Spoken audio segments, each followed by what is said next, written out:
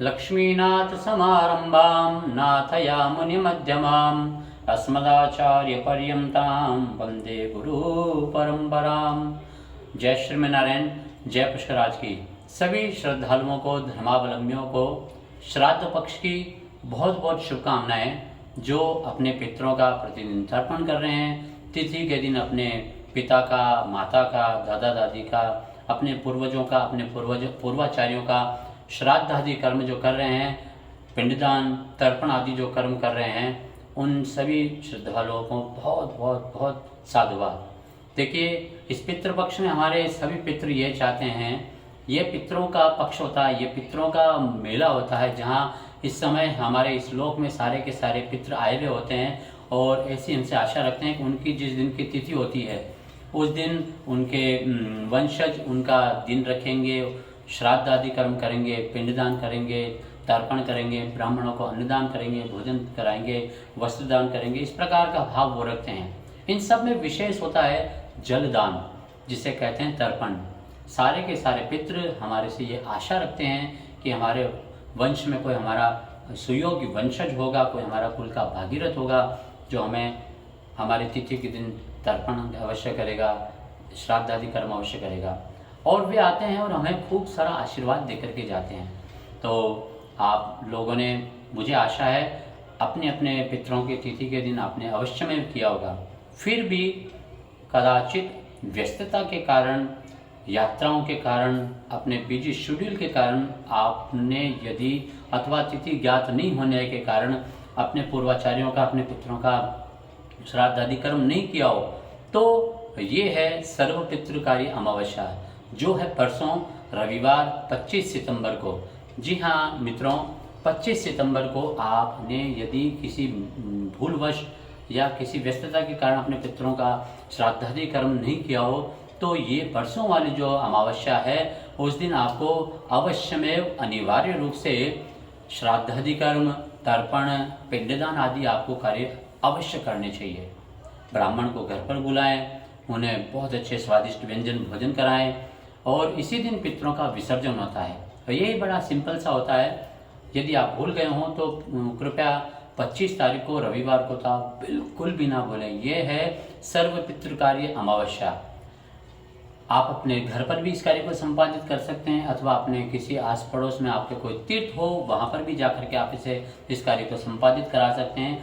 जैसा कि लगभग सभी तीर्थों में हमारे कुल पुरोहित होते हैं, हमारे पंडे होते हैं, वे इस कार्य को संपादित करा सकते हैं।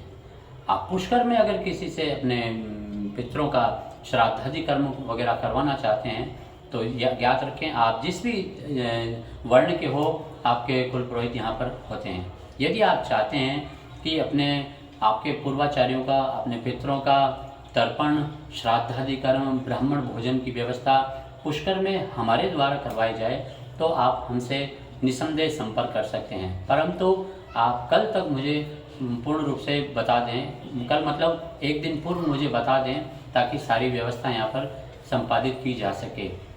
हम तर्पण भी करवाते हैं, ब्राह्मण भोजन की व्यवस्था भी यहाँ पर है, अन्नदान, वस्त्रदान, जो भी आप करना चाहते हैं अपनी श्रद्धा भक्ति के साथ में। देखिए, श्राद्ध किसे कहते हैं? यदि आप श्रद्धा से करें तो उसे श्राद्ध कहा जाता है। तो अपने पूर्वाचार्यों का, अपने पितरों का जब भी आप श्राद्ध आदि कर्म करें तो पूर्ण रूपेण श्रद्धा के साथ करें।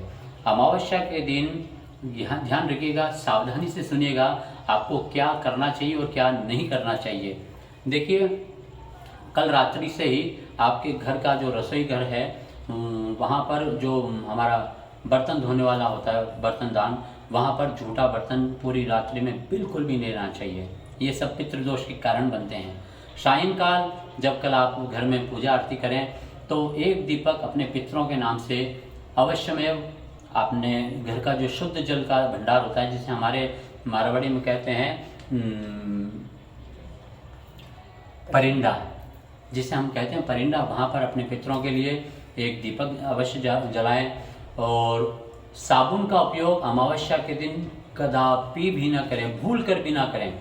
देखिए क्या होता है, जब हमारे पितृ हमारे घर पर आते हैं और उन्हें सुबह गंदा जल मिलता है तो वे बड़े निराश होते हैं। और तो इस प्रकार का ना करें। साबुन से बिल्कुल स्नान नहीं करें, साबुन सोडा से आपने कपड़े वगैरह बिल्कुल ना धोए। शेव, कटिंग, नाखून काटना ये भी बिल्कुल ना करें। ये चीज़ें आपको बहुत ध्यान रखनी चाहिए। श्राद्ध आदि कर्म करने के पश्चात, ब्राह्मण को भोजन कराने के पश्चात, उसके बाद आप भोजन प्रसाद ग्रहण करें। ये चीज़ें ध्यान रखी जाए। तो मेरा पुनः निवेदन आपसे, यदि आप पुष्कर आ रहे हैं, पुष्कर नहीं भी आ रहे हैं, आप ऑनलाइन रूप से तर्पण, श्राद्ध आदि कर्म, भोजन आदि करवाना चाहते हैं तो आप निसंदेह मेरे नंबर लिख सकते हैं। मेरे नंबर है 9414415287। मैं यहाँ पर पुष्कर के प्रधान वराघाट पर आप जो दर्शन कर रहे हैं, हमारे आराध्य देव भगवान श्री रघुनाथ जी का मंदिर हमारे यहाँ पर है। एवं सुबह पुष्कराज महाराज की पूजा एवं सायंकाल पुष्कराज की आरती पूरे वर्ष पर्यंत 365 दिन होती है।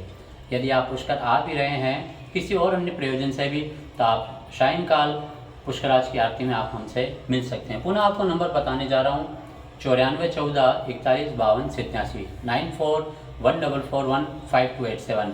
पुनः आपको बहुत बहुत कोटि कोटि शुभकामनाएं। इस वीडियो को संभव हो सके तो अपने इष्ट मित्रों को, अपने सगे संबंधियों को, अपने यार दोस्तों को उन्हें शेयर कीजिएगा, वीडियो को लाइक कीजिएगा। अगर आप हमारे इस चैनल पर पहली बार आ रहे हैं तो प्लीज़ चैनल को सब्सक्राइब कर लेना और बेल आइकन भी दबा दीजिएगा ताकि हमारे नए नए वीडियोस के अपडेट्स आप तक सबसे पहले पहुंच सके। क्योंकि हमारे इस चैनल पर सैकड़ों प्रकार के स्तोत्र, स्तुतियाँ, पाठ, मंत्र, पूजन, शास्त्रीय विधियाँ ये सब बताई गई है। तो आप हमारे चैनल पर और भी स्क्रॉल डाउन करके देख सकते हैं। और विवाह आदि कर्म के लिए आप मुझसे संपर्क कर सकते हैं। विष्णु सहस्रनाम का अनुष्ठान कराना हो, किसी और मंत्र का पाठ का जाप कराना हो तो आप उनसे संपर्क कर सकते हैं। बहुत बहुत धन्यवाद। मिलते हैं किसी और अन्य वीडियो पर किसी और जानकारी के साथ में। तब तक के लिए आपको बहुत बहुत शुभकामनाएं। साधुवाद, मंगलाशासन। जय पुष्कराज की, जय श्री नारायण, जय श्री राम।